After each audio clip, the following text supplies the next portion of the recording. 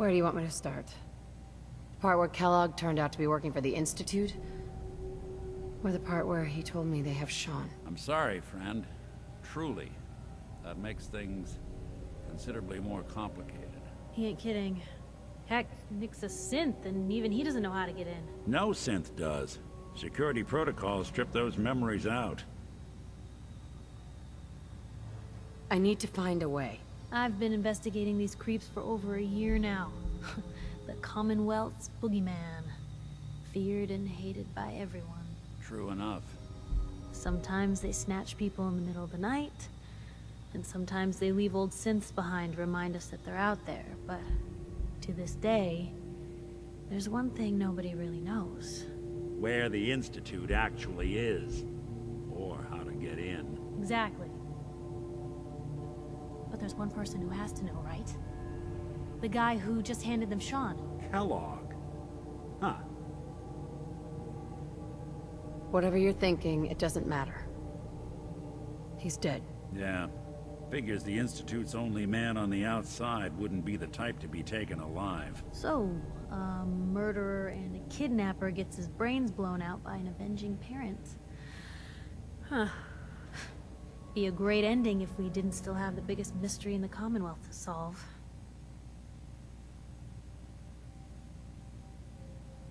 He wasn't gonna talk. Even if I had a way of bringing him alive. Gets his brains blown out. Huh. His brains. You know, we may not need the man at all. You're talking crazy here, Nick. Got a fault in the old subroutines? Look, there's a place in 굿네이버 called the Memory Den. Relive the past moments in your mind as clear as the day they happened. If anyone could get a dead brain to sing, it'll be Dr. Amari, the mind behind the memories. Who's this Dr. Amari? I'll let her give you her life story in person. Let's stay focused. I guess we're gonna need a piece of Kellogg's brain. Enough gray matter to bring to Amari and find out if this is going to work. Jesus, Nick. Gross. Seriously? I know it's grisly, but what choice do we have? We got no leads, nothing. That old Merc's brain just might have all the secrets we need to know. What exactly do we need, Nick? Kellogg's brain. It's a long shot, but Dr. Amari just might be able to get it jump-started. See what the old Merc knew. Actually, I think I already have something. Kellogg had this thing attached to his head. Cybernetics, huh? We may have just won the lottery. Whether we're riding this crazy brain train or not, we can't all go running across the Commonwealth, so... who's coming with you? I have to go to the Memory Den either way, if I'm going to introduce you to Amari. But if you want to head there together, just say so. It's you and me, Nick. Let's get going. Don't worry. We're gonna get your boy back. Just a few more steps. Well, you two are out. I'm gonna do some more research. I'll be at the public if you need me.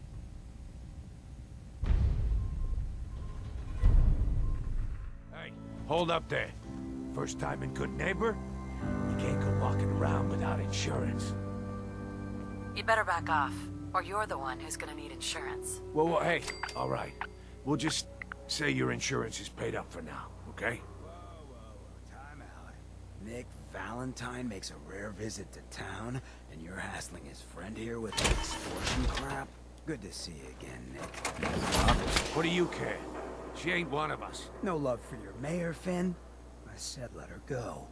You soft, Hancock. You keep letting outsiders walk all over us. One day, there'll be a new mayor. Come on, man. This is me we're talking about. Let me tell you something. Why'd you have to go and say that, huh? Breaking my heart over here. Now I know you had old Finn handled back there, but a mayor's gotta make a point sometimes. You alright? You're a ghoul? That's right. Like my face. I think it gives me a sexy King of the Zombies kind of look. Big hit with the ladies. Listen, a lot of walking rad freaks like me around here. So you might want to keep those kinds of questions on the low burner next time. Good neighbors of the people, for the people. You feel me? Everyone's welcome. Good neighbor. That what you call this place? That's right. We cobbled this little neighborhood together out of the freaks and misfits that just wouldn't be accepted anywhere else. You'll see. You make enough friends here, you'll call this place home soon enough. So long as you remember who's in charge.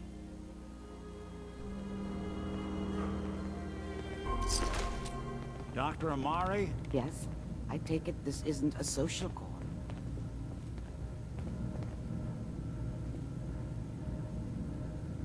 This one's all yours, Nick. We need a memory dig, Amari, but it's not going to be easy. The perp, Kellogg, is already cold on the floor. Are you two mad?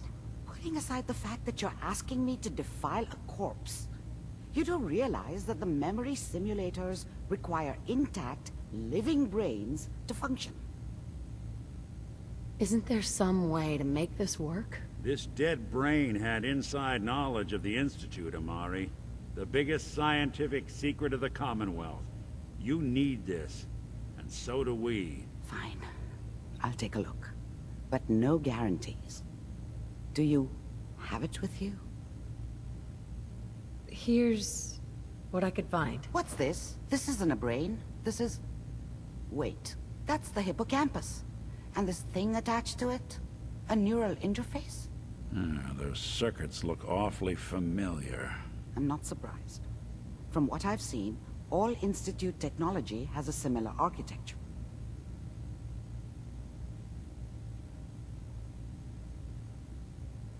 So the brain is still good, right? Possibly. There's no sign of decay, so the tech is probably preserving the tissue, injecting some kind of compound to keep it stable. But there's no way to access the memories inside without a compatible port. You're talking about me, right? I'm an old synth. If the Institute built me out of similar parts, we might have an in. There could be long-term side effects. I don't know where to even begin with listing the risks. Don't bother. I don't need to hear them. Plug me in, Doc. Hey, I appreciate this, Nick. You can thank me when we've found your son. All right, let's do this.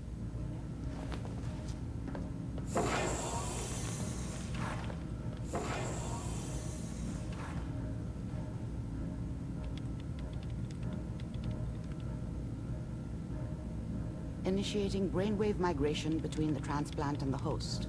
Mnemonic activity coming from the transplant. It's degenerated, but it's there. We're going to load you into the strongest memories we can find. They might not be stable. Just hold on.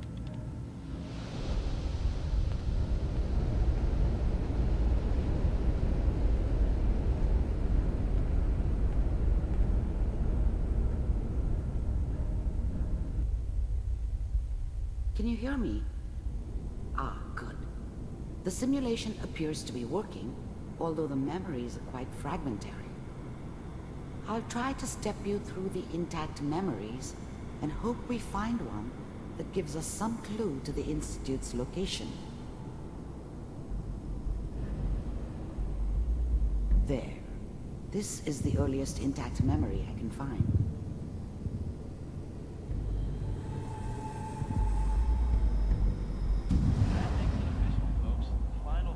Turn down the goddamn radio! Remember, you are experiencing these memories as Kellogg. This may prove disorienting at first. Mom knew how it was. She wasn't soft, but she loved me in her way. And she protected me from Dad. That cost her more than a few beatings. I never knew. Dad was either drunk or not around. I guess he must have run with one of the raider gangs, but I never really knew what he did. Don't know why Mom was with him. Maybe at some point in his life he wasn't a complete asshole. I was such a dummy back then. What did I know about how the world worked? I think now she wanted me to kill him. I should have. Instead, I ended up running away. I told myself I wanted to find somewhere out from under the thumb of the NCR and all their rules. But really, I was running from the guilt of not protecting her from Dad. Yeah, it doesn't matter now, though. I'm sure that's gonna take some getting used to for a lot of people. People always hoping for something better. They usually end up with something worse. What a joke. What's it mean, Mom? Nothing, Connie. People like to talk and hope someone else is going to keep them safe. Teacher at school said the NCR would bring back the good old days. Like before the big war. Don't you listen to that twaddle. I'm going to stop singing you if that's what they're teaching you. I'm going out. Where the fuck did you put my boots? Listen to me, Connie. You take this. You're old enough. You're the man of the family now. It's your job to protect us. Your father's useless, but you won't turn out like him. You're a good boy. And all that on the radio. All useless talk. The only thing that will protect you in this world is that gun in your hands. You need to learn to use it if you're going to survive. I will, Mom. I promise. I won't let you down. You've always been my good boy. This doesn't seem to be what we're looking for. There appears to be another intact memory close to you in temporal sequence. There. Try that one.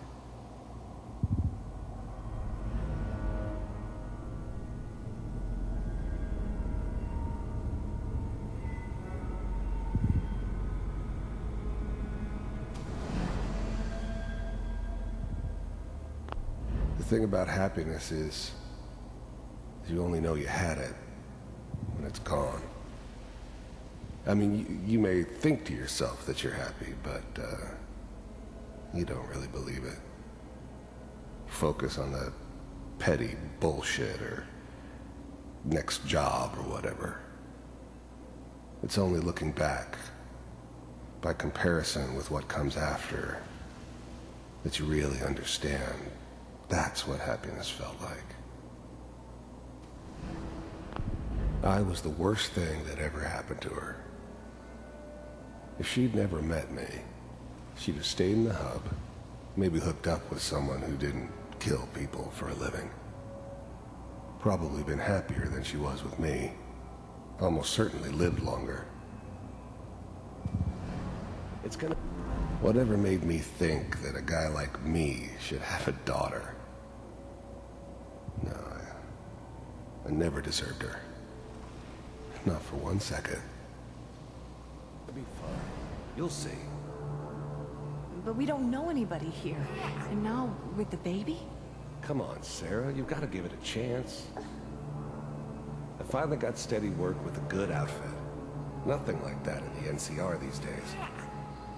No, I'm not saying this was a mistake. I'm just... Are you sure these guys know what they're doing? They seem kind of green. I know. But that's where I come in. Just wait. In a few years, I'll be running my own crew. As soon as I make the connections I need. Then I can give you anything you want. And little Mary, too. I never worried about you before. Must be my mama instincts kicking in. Who knew I had those, huh? Come on, you're great with her.